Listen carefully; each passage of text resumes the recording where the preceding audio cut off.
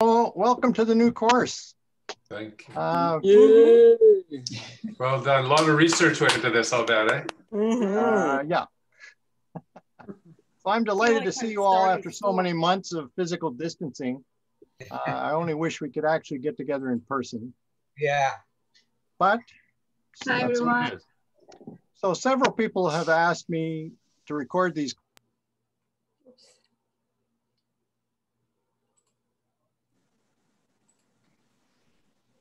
Oh, you went mute. Sorry, I just muted you, Mark. You Sorry, got just muted. hang on.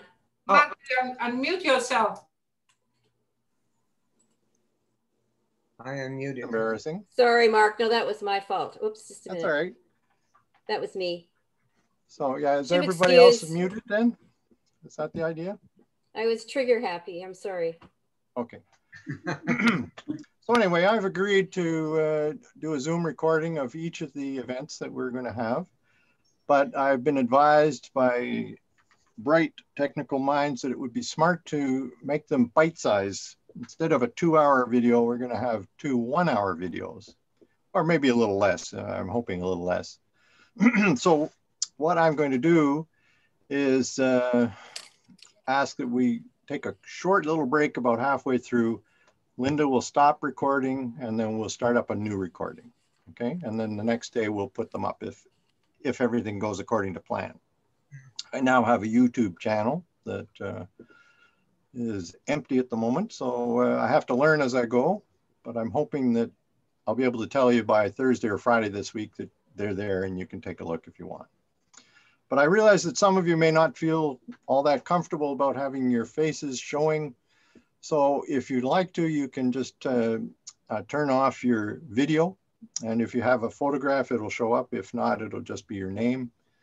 And I'm also asking that people type in their comments or questions in the chat feature rather than raising their hands, which is what I initially was thinking before the numbers got as large as they are. So in order to keep control of this class, I thought, well, maybe we should have people formulate their thoughts, put it on the screen, and then we can look at them every few minutes as they come along. And Linda will tell me when they're gathered up, if that's all right with you. Okay. So to begin with, I've asked Jennifer Phillips if she would read one of the prayers for the departed on behalf of Douglas Martin, who passed away on Monday this week. He was truly one of Canada's Baha'i giants of the last century. He was also a close friend of my parents during their youth in Chatham, Ontario, who quite unexpectedly transformed himself into the first Baha'i they ever encountered. That's what triggered their interest so many years ago. So I'm going to turn it over to Jennifer and ask that Linda start recording now so that that is part of our permanent record.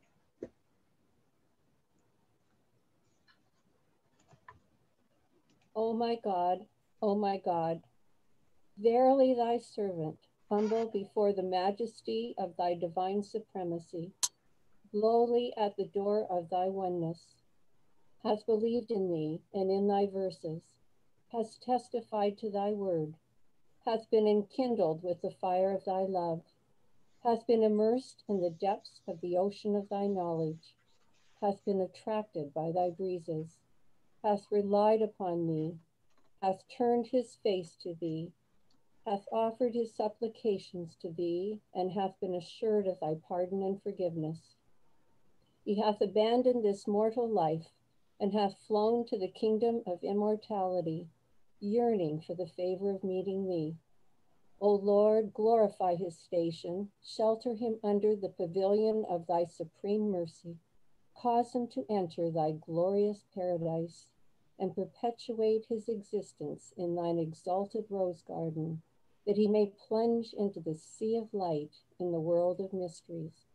Verily, thou art the generous, the powerful, the forgiver, and the bestower.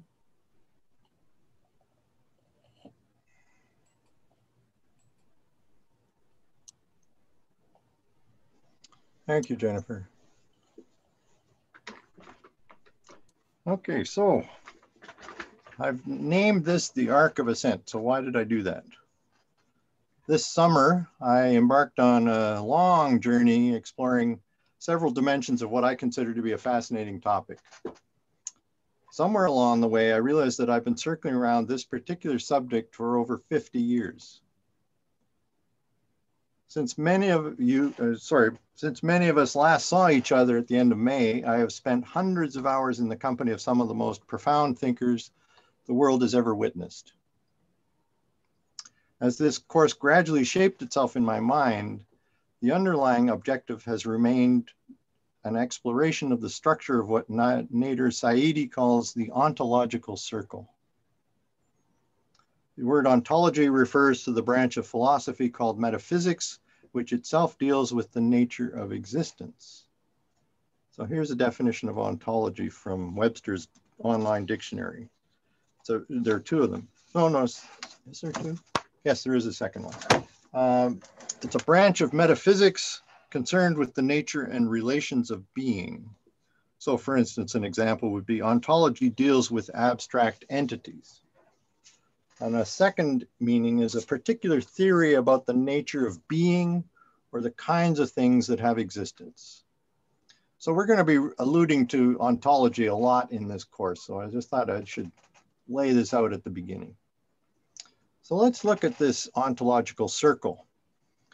We can visualize God's blueprint for creation as being comprised of two complementary paths.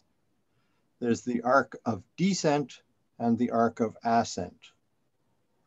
The arc of descent is composed of the stages of God's creation of the world through a set of distinct steps, descending from the primal will to the world of nature. Now notice that Baha'u'llah asserts that creation is not set into motion by the divine essence, which is one of the chief innovations, if you like, of the Baha'i faith, particularly vis-a-vis Islam. They got into real trouble by not seeing the distinction between the creator and the divine essence. We'll talk about this more later. The arc of ascent is the path of humanity's return to God through a series of stages that reverse those in the arc of descent, as people are drawn back to their origins in the primal will. That's where you came from, that's where you're going back to. Together, these two arcs form a circle which encompasses all possible levels of being in existence. Saidi contends that the concept of an ontological circle is, in his words, central to Baha'u'llah's mystical discourse. So I sent you a photograph, well, not a photograph, a drawing, like so. Are you able to see this, anybody? Yeah. Okay, it's showing, good. So on the right-hand side, you'll see 7 stages. These are the arc of descent, as named, well, actually not named, but explained by the Bab in his writings. And then you have, at the bottom of the circle, you have the human being, which is comprised of the animal kingdom, the vegetable kingdom, and the mineral kingdom, which are also separate kingdoms.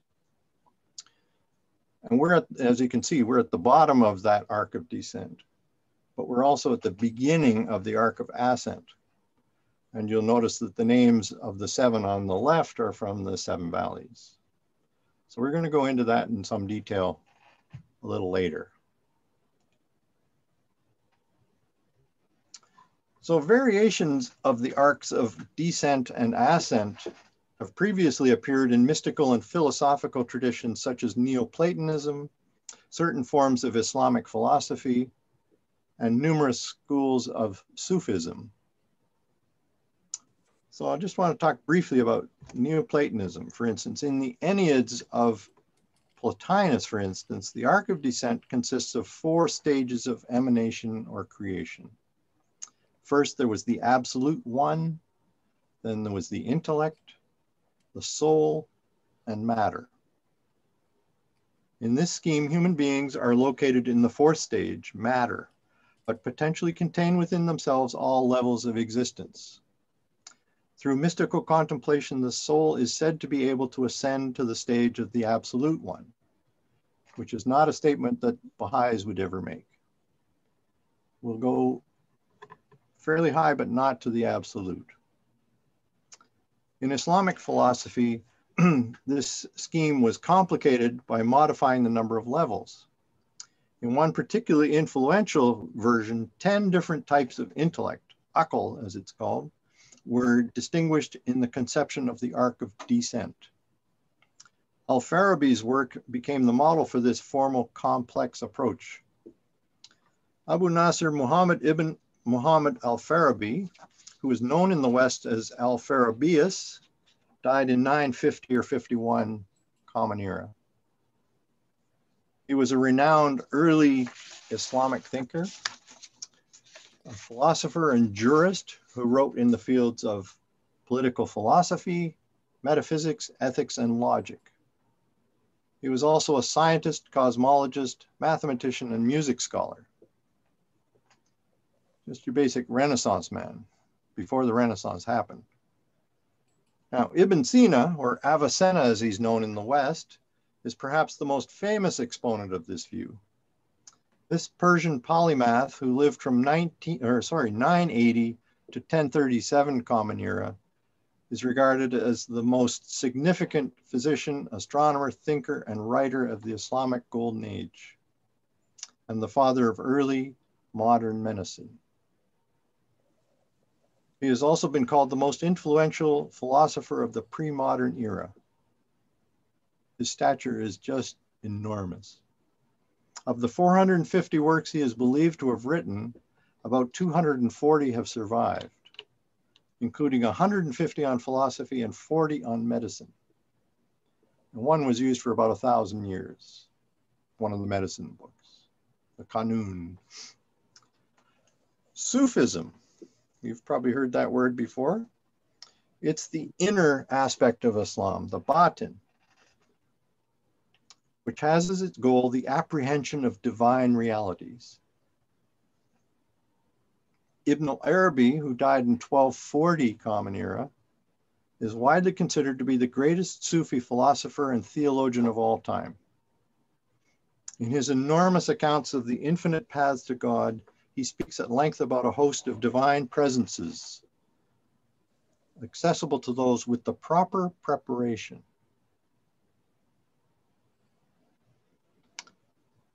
Later followers of his ideas systematized his widely dispersed teachings into several doctrines, one of which is known as the 5 divine presences. We're going to spend a lot of time on that particular theme. This doctrine bears an unmistakable resemblance to the 5 levels mentioned in the writings of Baha'u'llah and Abdu'l-Baha. So we'll spend much more time about that later. In the Baha'i writings, the metaphor of the 2 arcs, representing the many stages of the creation of the world, the composition of human nature, and the mission of human life, is a basic concept embedded in its worldview. Here is how Abdu'l-Baha describes humanity's present condition, situated as we are at the bottom of the arc of descent, which also serves as the starting point on the arc of ascent. So I need somebody to read, and Hangame is looking at me. I feel like she's looking right at my eyes. How would you like to read this for us, Hangame? Let me just share the screen and bring that particular item up. Where did I put it? Here it is. Okay, so just the first reading, please. For sure. Reading number 1. Man is in the ultimate degree of materiality and the beginning of spirituality. That is, he is at the end of imperfection and the beginning of perfection. He is at the furthermost degree of darkness and the beginning of the light. That is why the station of man is said to be the end of night and the beginning of day. Abdu'l-Baha, some answered questions. It's a very hopeful statement, isn't it?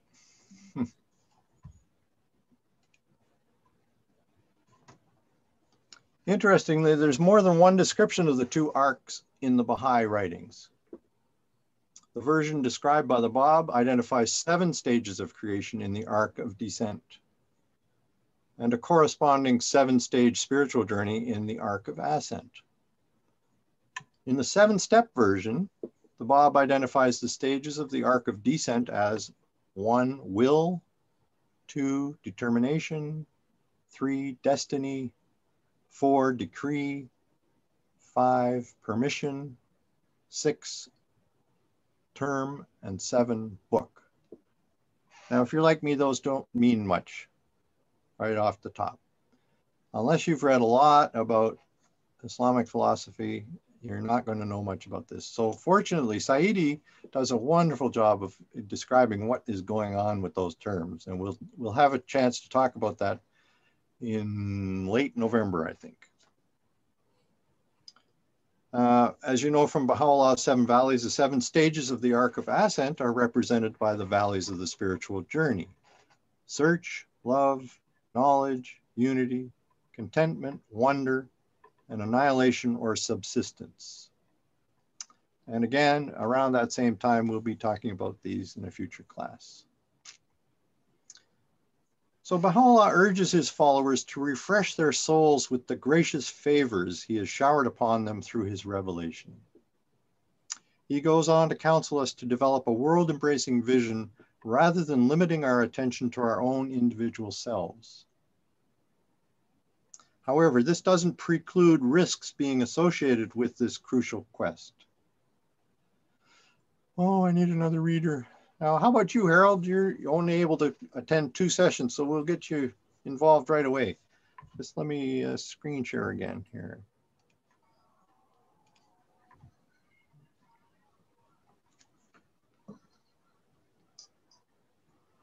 O friends, it behooveth you to refresh and revive your souls through the gracious favors which in this divine, this soul-stirring springtime are being showered upon you. The day star of his great glory has shed its radiance upon you, and the clouds of his limitless grace have overshadowed you.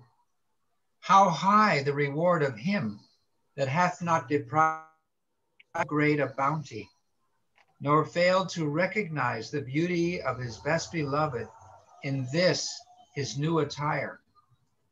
Watch over yourselves, for the evil one is lying in wait, ready to entrap you.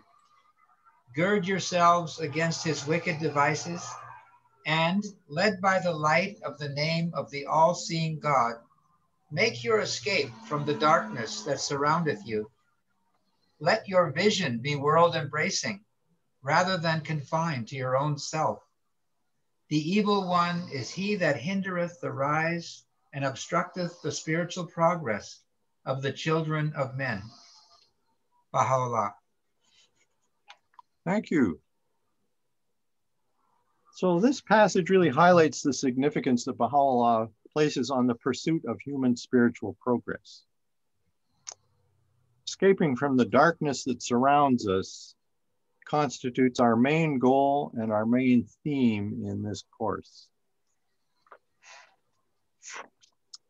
Okay, so let's take an overview of part 1 of the course as I've conceived of it to this point. I'll just stop sharing that. Okay. So overall, my goal in this new course is to clarify the stages open to us through the Arc of Ascent as described within the Baha'i Faith. To do so, we will study 2 of Baha'u'llah's writings, and I am referring to the 7 Valleys and to the Tablet of All Food, as well as the final section on Abdul Baha's commentary on the Surah of Rum. But before we launch into our study of the Baha'i writings on the twin arcs, I feel it's important to familiarize you with some of the visionary observations of Ibn al-Arabi associated with this topic. As we will see, Ibn Arabi was steeped in the Quran, the traditions of Muhammad, the legal obligations of Muslims, theology, philosophy, Sufism, and much more. Thus, he can serve as a gifted spokesperson for the insights generated by the Islamic revelation. I will be deliberately restricting myself to two of his central themes, the imaginal realm and the divine presences. I believe they will shed considerable light on the realms of God as they are described by the Baha'i writings. But it's going to take us time to get there, unfortunately. With this background in mind, we will proceed to investigate several models of the ontological circle identified by Baha'u'llah and Abdu'l-Baha. We will highlight the 3 and 5 level models primarily. But no matter how many levels a model has, the concept of the ontological circle offers human beings what we might call a spiritual staircase, by which we make the return journey to our Creator, but only if we choose to embark. That's the part that's up to us. If you can read Arabic or Persian, you will be familiar with the names of the stages of divine creation, as the terms appear throughout the Baha'i writings in their original languages. From an English or French-speaking perspective, however, these technical terms have been translated in an impressive diversity of ways, which, while they provide evocative, alluring glimpses of the numerous worlds of God, also have the unfortunate result of veiling the underlying structure. So knowledge of this structure will help us to sketch in one of the most meaningful contexts for understanding the Baha'i view of human nature. It will be especially helpful when we explore the meaning of the 6 future stations available to the human soul as depicted by Abdu'l-Baha in his commentary on the 30th surah of the Quran, the Surah of Rum.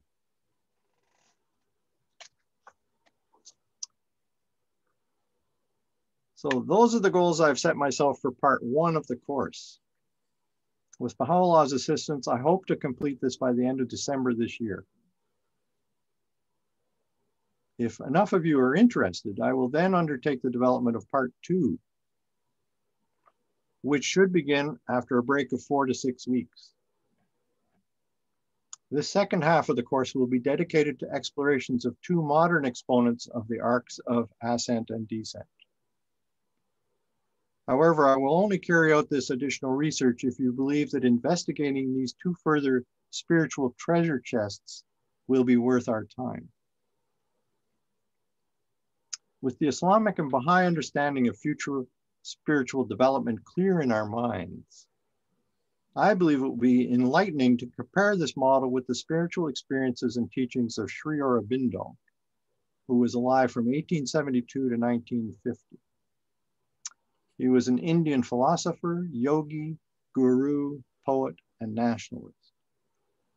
In the second half of his life, Sri Aurobindo lived and expounded a challenging spiritual practice he called integral yoga. The central theme of his vision was the evolution of human life until it becomes a life divine, right here on earth. In partnership with his spiritual collaborator, Mira Alfasa, known widely as the Mother, he championed a form of spiritual realization that not only liberated human nature, but was capable of spiritually transforming each of its parts, including the mind, the emotions, and the physical body. Contrary to other forms of yoga, his ardent goal was the achievement of a life divine, right down to the level of the cells of our bodies. All 3 of his central writings, The Life Divine, The Synthesis of Yoga, and Savitri, are based on his synthesis of 5,000 years of careful phenomenological study of inner truth within the Hindu tradition, greatly deepened and clarified by his own far-reaching interior breakthroughs. Together, they comprise a massive offering of spiritual knowledge, which humanity has yet to acknowledge, let alone digest. I threw in the word phenomenological here. I'm not sure if everybody knows what that is, so here's another definition for you. It's the study of the development of human consciousness and self-awareness as a preface to or part of philosophy.